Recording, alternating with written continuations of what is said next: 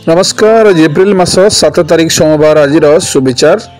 कष्ट जेते कठिन हेउ बुझेबाकू केही नथांती, दुख जेते हालुका हेउ नेबा पई केही नथांती, आउ जे जेते आपणार हुंतु स्वार्थ पाखरे किछि भी नुहंती।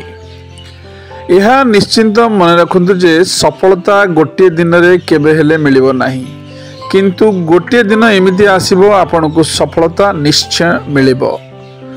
संसार सागर रे आम जीवन एक नौका परी, केबे ये पारी तो केबे से पारी। सुख दुखर एठी दुईटी कूल, आउ हस लुह तो पुणी भाग्यर खेल। लाइफ रे गोटे कथा बहुत खुशी दिए, जेते बेले किए कहे घरे पहुंची कॉल की मेसेज करिवो। यही भल पाइबा समस्तंक प्रति न थाए। पाप दुनिया रु धर्म दुनिया को बंध बांध जाई आग, हाथे मापी भाई चाखंडे चाल एपरी कलिजुग।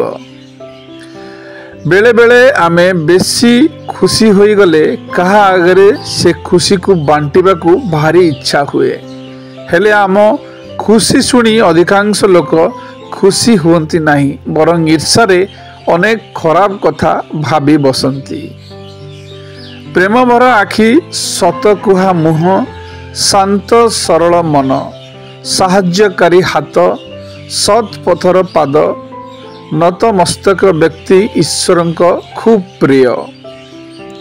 जीवन में एमिति कौनसी भूल करना जो भूल पाई जीवन सारा रियलाइज करबा पाई पड़िबो, काहेकि ना दुनियार सबुठारु बड़ पनिशमेंट हेउची रियलाइज।